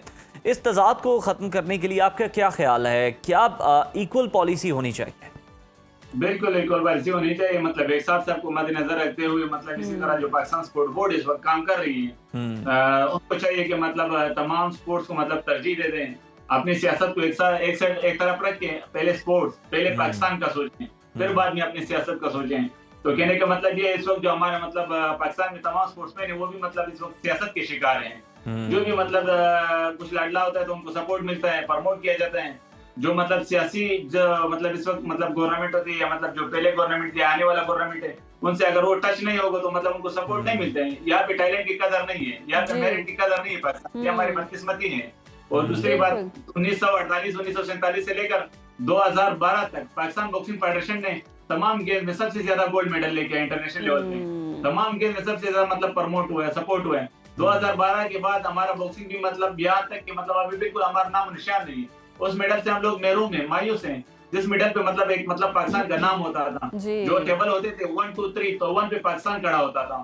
तो आज मतलब एक अफसोस से मैं कह रहा हूँ पाकिस्तान बॉक्सिंग फेडरेशन जो वर्क कर रही है सिर्फ मीडिया वर्कआउट इनकी है या लाइक मतलब बॉक्सर्स को तंज कर रहे हैं, बॉक्सर के खिलाफ मतलब ये लोग मतलब जो स्टेटमेंट चढ़ाते हैं जी हम लोग रियल है, बाकी तमाम बॉक्सर्स में मतलब फेक हैं। तो पाकिस्तान बॉक्सिंग फेडरेशन को मतलब सियासत नहीं करनी चाहिए, अपने बॉक्सर्स को सपोर्ट करना चाहिए। बिल्कुल बिल्कुल शुएब, इस पर सोचने की ज़रूरत है और इस खेल पर तवज्जो देने की ज़रूरत है। बड़े बड़े काबिल लोग, बहुत ज़बरदस्त खिलाड़ी जो कि वाकई जिनको अपॉर्चुनिटीज़ भी मिलती हैं, अपना नाम भी बनाते हैं, अपना काम भी करके दिखाते हैं और फिर मेडल्स भी लेकर आते हैं, लेकिन उनको इस तरह से सराहा नहीं जाता जिस तरह से हम देखते हैं क्रिकेट के मैदानों में बड़ी धूम होती है लोगों की और क्रिकेट को बहुत ज़्यादा प्रमोट भी किया जाता है, सपोर्ट भी किया जाता है। तो बाकी खेलों को भी उतनी ही और वहाँ अगर हम देखें तो खिलाड़ी तो उतनी ही मेहनत कर रहा होता है, बल्कि बॉक्सिंग के खेल की अगर आप बात कर लें तो इसमें क्रिकेट से ज़्यादा आपको अपनी एफर्ट्स जो है पुट करना पड़ रही होती हैं, फिजिकल ट्रेनिंग जो है वो बहुत ज़्यादा टफ होती है। तो इन खिलाड़ियों का भी उतना ही ख्याल किया जाना चाहिए ताकि इनमें भी वो कोई एहसास महरूमी जो है वो ना रहे, बल्कि इन्हें भी पता चले कि जनाब हमारी हुकूमत हमें भी उतना ही सपोर्ट कर रही है जितना किसी क्रिकेटर को सपोर्ट करती है। आगे बढ़ते हैं नाजरीन। पूरे हफ्ते काम के शदीद दबाव के बाद हम में अक्सर लोग बड़ी बेसब्री से वीकेंड का इंतज़ार करते हैं और हर शख्स इसी सोच में होता है कि पूरे हफ्ते की जो नींद अधूरी रह गई है उसे जनाब वीकेंड पर खूब सोकर पूरा करना है और बज़ाहिर ये एक बेहतरीन रिलैक्सेशन लगती है। लेकिन माहिरीन सेहत ने इस बारे में ख़बरदार किया है कि वीकेंड पर सोना अगले पूरे हफ्ते के लिए आपको मज़ीद सुस्त, थका हुआ और जहनी बोझ का शिकार बनाता है। माहिरीन के मुताबिक हमारा दिमाग नींद को किसी बैंक अकाउंट की तरह नहीं देखता जहां हफ्ते भर का खसारा एक ही दिन में जमा करके पूरा कर लें, बल्कि ये आदत हमारी जिस्मानी बायोलॉजिकल वॉच को बुरी तरह तबाह कर देती है। अच्छा, वैसे माहिरीन की ये रिसर्च शायद मैं फील भी कर रही हूँ। बिल्कुल उज़ैर, और मुहक्किकीन ने इस कैफियत को सोशल जेट लॉग का नाम दिया है और ये जो जेट लैग का नाम दिया, सॉरी, ये तब होता है जब हमारे आम दिनों और वीकेंड के सोने जागने के औकात में 3 से 4 घंटे का फ़र्क आ जाए। यही वजह है कि जब आप छुट्टी वाले दिन देर तक सोते हैं तो रात को वक्त पर नींद नहीं आती है और फिर पीर की सुबह शदीद थकन के साथ आँख खुलती है जिससे तवज्जो और सीखने की सलाहियत मुतासिर होती है। और माहिरीन का मशवरा है कि जी वीकेंड पर ज़्यादा से ज़्यादा सिर्फ 1 घंटा इजाफी सोएं, और अगर नींद पूरी करनी है तो सुबह देर से उठने के बजाय रात को जल्दी बिस्तर पर जाएं, और इसके अलावा सुबह उठकर कुछ देर कुदरती में गुजारें ताकि जिस्म की जो अंदरूनी घड़ी है वो मुतवाज़न रहे, और अपनी जो नींद है एक मुस्तकिल शेड्यूल तक रखें, और मुस्तकिल तौर पर जिस तरह से आप सोते हैं वही रूटीन रहनी चाहिए ताकि पीर का दिन आपके लिए भारी ना हो बल्कि तवानाई से भरपूर हो। तो ये एक अच्छा मशवरा है माहिरीन का, और अगर हम कर लें तो उससे भी ज़्यादा अच्छा है, दोनों सूरतों में अच्छा हो सकता है। तो नींद बहुत इंपॉर्टेंट है, लेकिन अगर बैलेंस रखी जाए तो आपने इस पर गौर करना है। अब मंडे को आपने एनर्जेटिक उठना है, मेरी तरह सुस्त उठ कर नहीं आना। ब्रेक कर देखते रहिए सुनो पाकिस्तान।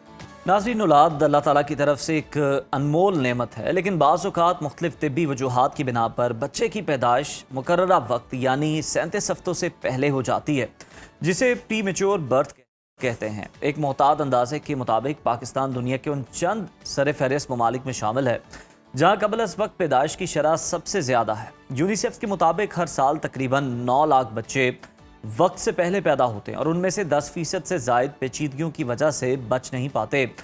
ये वो प्री मेच्योर बच्चे हैं जिनके आसाब भी मुकम्मल नहीं होते, सांस लेने में इन्हें मुश्किल होती है, और हर लम्हा एक जंग होता है। बिल्कुल, और इन प्री मैच्योर बच्चों की ज़िंदगी के इब्तदाई दिन किसी कड़े इम्तिहान से कम नहीं होते, जहाँ सांस की बीमारियाँ, इन्फेक्शन का ख़तरा और ग़िज़ाई ज़रूरियात आम बच्चों से बिल्कुल मुख्तलिफ होती हैं, और अक्सर वालिदैन इनकी ग्रोथ और मॉनिटरिंग को लेकर शदीद ज़हनी दबाव का शिकार हो जाते हैं, और इन्हीं तमाम नाजुक पहलुओं को और तिबी बारीकियों और कबल अज़ वक्त पैदा होने वाले बच्चों को एक सेहतमंद ज़िंदगी देने के मौजू पर तफसीली गुफ्तगू के लिए हमारे साथ है पाकिस्तान के मारूफ child specialist assistant professor paediatrics doctor Syed Fuzima Arsalan Bukhari साहब। बहुत शुक्रिया आपके वक्त का। वेलकम टू सुनो पाकिस्तान। अच्छा, जिस तरह से हम देख भी रहे हैं कबल अज़ वक्त जो पैदाइश की शरह पाकिस्तान में 14% से ज़्यादा है, इसकी वजह क्या है? क्या ग़िज़ाई किल्लत है, या अवेयरनेस उस तरह से नहीं है, या सेहत के बहुत ज़्यादा मसाइल हैं? देखिए, इसमें सबसे अहम चीज़ ये है कि जो प्रीमेच्योर बर्थ है वो 2 चीज़ों में डिवाइड हो जाती है। उसकी जो वजह है, एक माँ से रिलेटेड है और एक बच्चे से रिलेटेड है। ज़्यादा जो वजूहात हैं वो माँ से रिलेटेड है, क्योंकि आपको पता है कि जो जितना भी बच्चा है उसको पालने में माँ का ही एक रोल है। अब उसमें कौन सी वजूहात है जो प्री मैच्योर डिलीवरी करती है, उसमें ज़्यादातर जो आपने देखा गया है कि मेजॉरिटी पाकिस्तान की ख़वातीन का एंटीनेटल केयर नहीं है। एंटीनेटल केयर से मुराद ये है कि वो केयर, वो फॉलो अप जो वो डॉक्टर के साथ करती है ड्यूरिंग प्रेगनेंसी।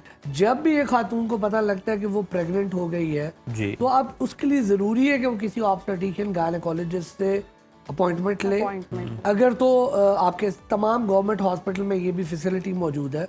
उसके अलावा जिसको अल्लाह ताला ने दिया तो वो प्राइवेट में भी कर सकते हैं। तो वो उसको जो ऑब्स्टेट्रिशियन है, गायनेकोलॉजिस्ट है, वो पूरा प्रॉपर गाइड करती है कि कौन सा कब कराना है, लैब टेस्ट कैसे करना, लेके चलनी है प्रेगनेंसी। ये चीज़ बहुत ज़्यादा लैकिंग है पाकिस्तान में। एक तो अवेयरनेस नहीं है, और दूसरा अफोर्डेबिलिटी का भी इशू है।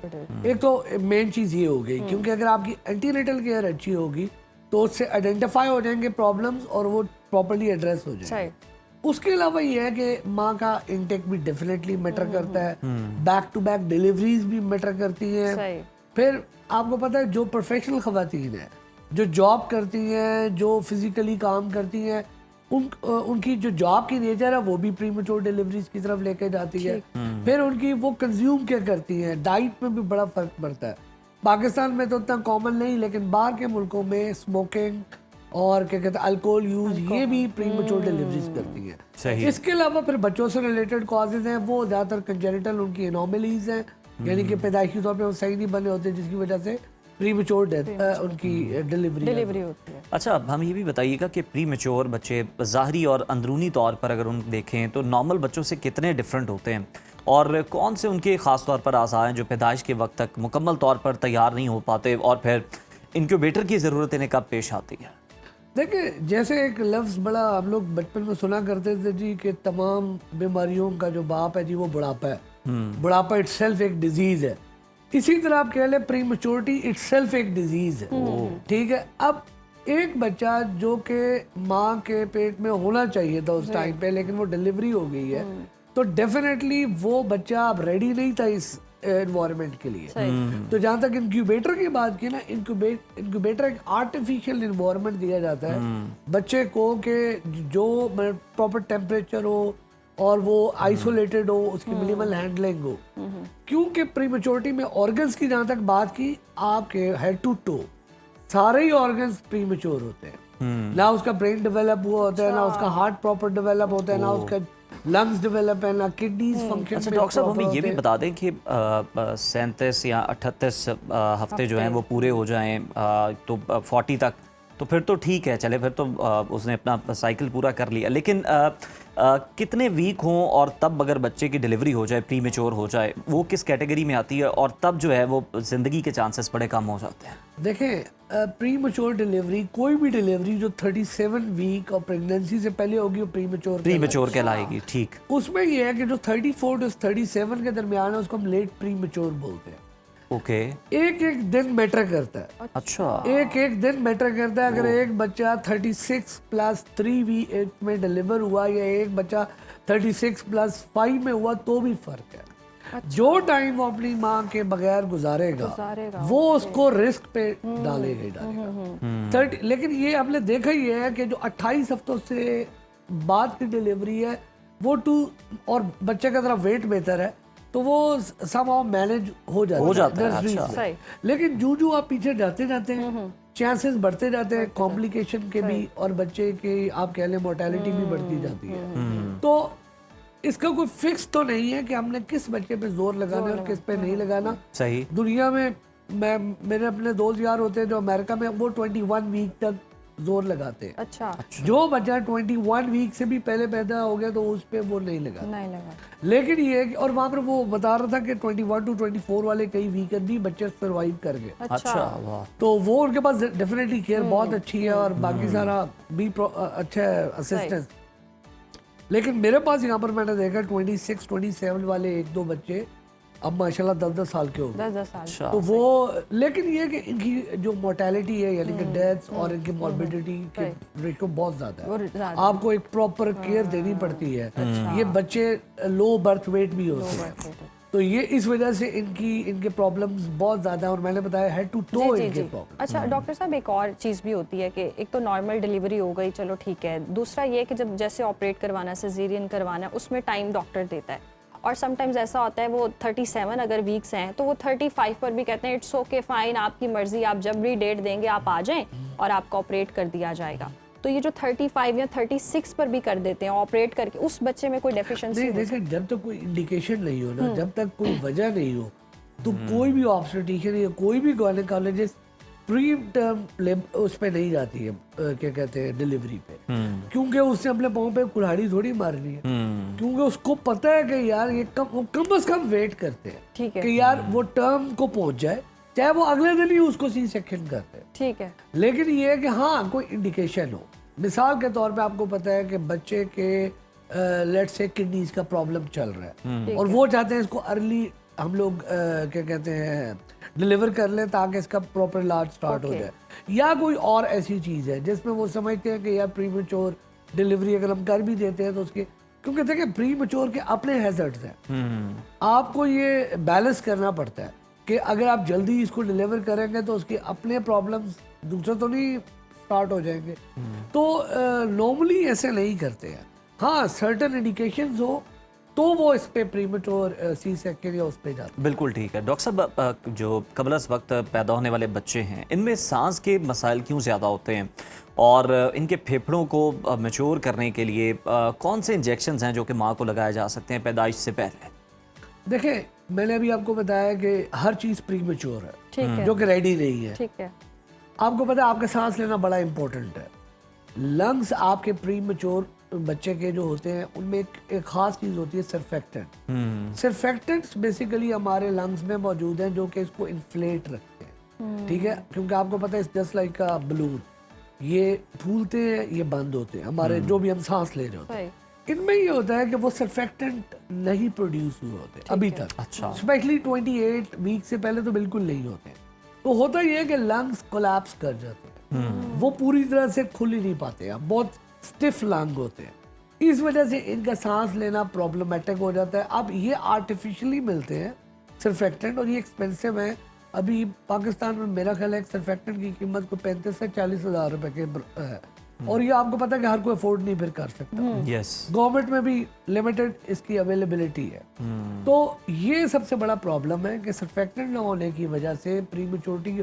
फिर उसके अलावा ये है कि ये प्रोन होते हैं, इनमें एंटीबॉडीज बहुत कम जाती है माँ से। उनके मेजॉरिटी एंटीबॉडीज जो जाती हैं वो जाती हैं 34-35 वीक के बाद। ये लोग उससे महरूम रह जाते हैं। अच्छा। इसलिए they are more prone to develop infection. ये बार बार इनको इन्फेक्शन होती है।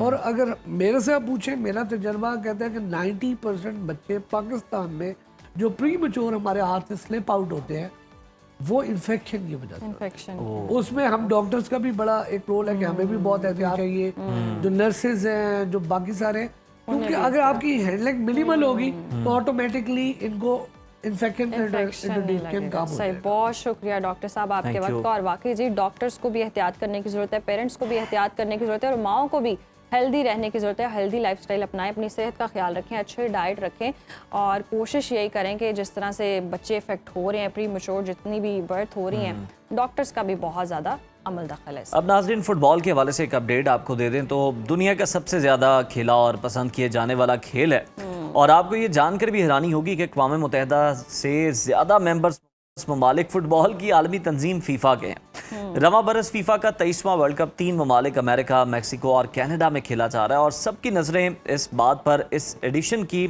ट्रॉफी कौन उठाएगा इस पर टिकी हैं। जर्मनी के मशहूर रियाजीदान हैं योआखिम क्लेमेंट, एक बार फिर वो दुनिया की नज़रों में आए हैं, और उन्होंने गुज़श्ता अगर देखें तो जनाब 3 वर्ल्ड कप 2014, 18 और 2022 के फातहीन की जो पेशगोई की थी वो 100% दुरुस्त साबित हुई थी। और 2014 में उन्होंने जर्मनी की जीत, 2018 में उन्होंने जनाब जर्मनी की हार और फ्रांस की फतह, और 2022 में अर्जेंटीना की कामयाबी का बिल्कुल सही अंदाज़ा लगाया। और अब उन्होंने अगले वर्ल्ड कप के लिए एक ऐसी टीम का नाम ले लिया है जो ना तो फेवरेट्स में शामिल है और ना ही फुटबॉल की तारीख में कभी वर्ल्ड कप जीत सकी है, और वो नाम है जनाब नेदरलैंड्स का। सवाल ये कि क्या रियाजी का ये जादू चौथी बार भी सर चढ़कर बोलेगा या नहीं? जिस तरह से देख रहे हैं हम, योआखिम की कैलकुलेशंस के मुताबिक 2026 फीफा वर्ल्ड की चैंपियन टीम नेदरलैंड्स रहेगी।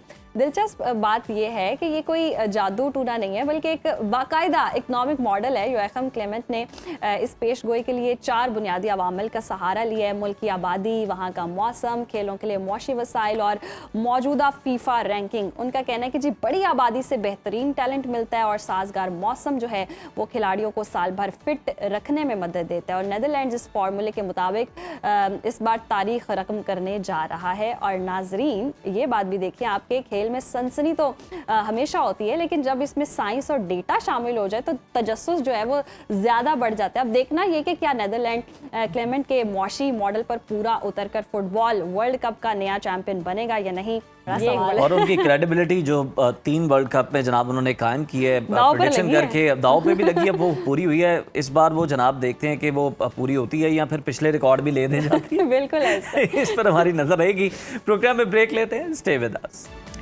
शोबिस की दुनिया ग्लैमर और सिर्फ अपनी ज़ात तक ही महदूद नजर आती है, लेकिन इसी इंडस्ट्री में कुछ ऐसे सितारे भी चमकते हैं जिनका दिल इंसानियत के लिए धड़कता है।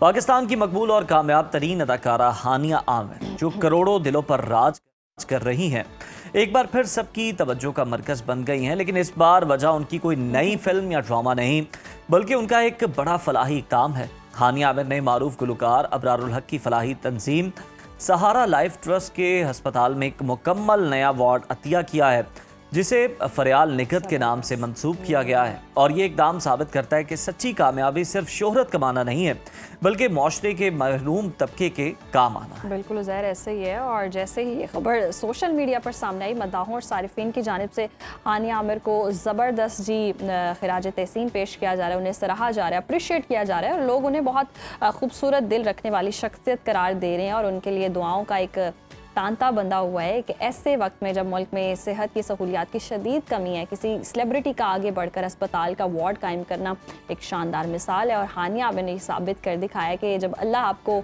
मकाम और वसाइल देता है तो आपकी तरजीहात में इंसानियत की खिदमत सबसे ऊपर होनी चाहिए। और हमारी दुआ है कि अल्लाह उनके इस जज्बे को कबूल फरमाए और उन्हें मज़ीद तरक्की और कामयाबी दे और इस तरह के अमल करने में मज़ीद हौसला सब्र भी दे। और जिस तरह से वो इस तरह के काम कर रही हैं, वाकई सोशल मीडिया पर काफ़ी उनको प्रेज़ भी किया जा रहा है। उज़ैर, अब प्रोग्राम में आगे बढ़ते हैं। पाकिस्तान में गाड़ी खरीदना जी पहले ही एक ख्वाब था और अब नई मुजव्वज़ा ऑटो पॉलिसी 2026 का जो 31 है उसमें दोबारा बहस शुरू हो गई है कि ये ख्वाब पूरा होगा या टूटेगा। एक तरफ हुकूमत IMF की सख्त शराइत के तहत इम्पोर्ट ड्यूटीज़ कम करने के शदीद दबाव में है, तो दूसरी तरफ मुल्की कारसाज कंपनीज़ को जो दरामदी तहफ़्फ़ुज़ हासिल था उसे ख़त्म करने पर तहफ़्फ़ुज़ात का इजहार किया जा रहा है। अब सवाल ये है कि क्या पाकिस्तान मैन्युफैक्चरिंग इकॉनमी बनने के बजाय सिर्फ एक इम्पोर्ट मार्केट बनकर रह जाएगा? ये एक बड़ा सवाल है। और दूसरा पहलू ये भी है कि माहिरीन के मुताबिक गुज़श्ता कई दिहाइयों से चंद बड़ी ऑटो कंपनियों को हासिल इस तहफ़्फ़ुज़ ने ना तो गाड़ियों का मयार बेहतर होने दिया, ना ही कीमतें आम आदमी की पहुंच में नहीं। लेकिन इंडस्ट्री के स्टेक होल्डर्स का मौक़िफ़ है कि पुरानी गाड़ियों की इम्पोर्ट की इजाज़त देने से कारखाने बंद और 3 लाख से ज़ायद मुलाज़मीन बेरोज़गार हो सकते हैं। इसी अहम टॉपिक पर के लिए आज हमारे साथ मौजूद हैं chairman all Pakistan motor dealers association HM Shahzad साहब। शहजाद साहब, वेलकम टू सुनो पाकिस्तान। कहिएगा कि आप ऑटो सेक्टर के बड़े स्टेक होल्डर्स में से एक हैं। इस मुजव्वज़ा ऑटो पॉलिसी के ड्राफ्ट के मरहले में क्या आपसे कोई तजावीज़ मांगी गई, और अगर मांगी गई तो आपकी सिफारिशात क्या थी? जी आपका देखिए, पिछले 30 साल से सुजुकी और 38 साल से टोयोटा, तो वो 3 पीढ़ी हैं जो पिछले 40 साल से पाकिस्तान में एंजॉय कर रहे हैं। आपका कहना था कि अभी ने जब पार्ट लिया तो आपका कहना इंडस्ट्री पैसे तहफ़्फ़ुज़ हो जाए, 3 लोग जो हैं वो बेरोजगार हो जाएंगे। तो आपका के लिया 40 साल से इन तहफ़्फ़ुज़ नहीं दिया, और क्या जो जिलों के लिए ये कर रहे हैं क्या उनके लिए उन्होंने सोचा कि हम मैन्युफैक्चरिंग की तरफ चले, लोकलाइजेशन की तरफ चले? देखिए, आप थोड़ा सा माजी कुछ बता दूं, इनके लिए तल्ख होगी जब सुजुकी बना और 1981 में एक ड्रिलिंग प्रोग्राम साइन हुआ। आइंदा साल के ट्रांसपोर्ट टेक्नोलॉजी हमारे मुल्क में आएगी, हम लोकलाइजेशन देंगे, पाकिस्तानी बनाएंगे, मुल्क को मुद्रा करेंगे और एक्सपोर्ट करेंगे। आज इसमें तो हम काम 3 और 14 जो नए कोरियंस और चाइनीज आए हैं उन्होंने भी वही असेंबली की है, मैन्युफैक्चरिंग की या लोकलाइजेशन की तरफ हम नहीं गए। हम बार क्यों भूल रहे हैं कि अगर हमें मुल्क की अगर वाकई अगर सनत हो और यहाँ मैन्युफैक्चरिंग हो और लोकलाइजेशन हो, मैं कहता हूँ आप हमेशा मैंने कहा है कि ये ऑटोमोबाइल इंडस्ट्री ये जन्नत से कम नहीं है। लेकिन फिर भी जो लोकल माफिया है वो अपनी तमाम आयतों को बरकरार रखा है, कभी भी पिछले 40 साल में की बात कर रहा हूँ, 3 ना उसने लोकलाइजेशन का मेड इन पाकिस्तान बनाई, ना हमको सस्ती गाड़ी के सीधे SKD ऐसे इंपोर्ट करनी ये होता है। मैं को बता दूं, देखें 40 साल का अरसा इतना बड़ा है और है मैन्युफैक्चरिंग की बहुत पहले चले चाहिए। अच्छा, यहाँ की शुरुआत ये लोग नहीं है, मुल्क में बिल्कुल ये इस तरह के बहुत सारे मुआहदे हैं। और हमारी जो ऑटो इंडस्ट्री है वो जो अब कह रही है कि जनाब हमारे इतने लोग जो हैं वो बेरोज़गार हो जाएंगे, अदाद शुमार बताए जा रहे हैं, तो जनाब आप अपने उन मुआहदों की भी तो पासदारी करें जिसमें आपने ये कमिट किया था कि जनाब आप इतनी अच्छी ज़बरदस्त क्वालिटी बनाएंगे कि जनाब आप गाड़ियाँ जो हैं वो यहाँ से एक्सपोर्ट करना शुरू हो जाएंगे, ना कि आप गाड़ियाँ इंपोर्ट कर रहे होंगे या फिर आप उनके जो पुर्जे हैं वो इंपोर्ट कर रहे होंगे और यहाँ पे असेंबल कर रहे होंगे, फिर उस बहाने से आप जनाब उसका जो रेट है वो कई गुना वसूल कर रहे होंगे, और बिल्ड क्वालिटी जो है उस पर हमेशा से जनाब क्वेश्चन मार्क जो है वो रहेगा, क्योंकि बिल्ड क्वालिटी जो लोकल कार इंडस्ट्री प्रोवाइड कर रही है वो सेटिस्फैक्ट्री नहीं है। सारिफ जो है वो उससे मुतमईन ही नहीं है। और जनाब बिल्कुल आपको गाड़ी इस तरह की बनानी चाहिए। अब आप इंडिया में देखें तो वो जनाब गाड़ी एक्सपोर्ट भी कर रहे हैं। आप बताएं कि पाकिस्तान में ऐसी कौन सी गाड़ी बन रही है जो जनाब इस क्वालिटी की हो, जिसकी बिल्ड क्वालिटी इतनी अच्छी हो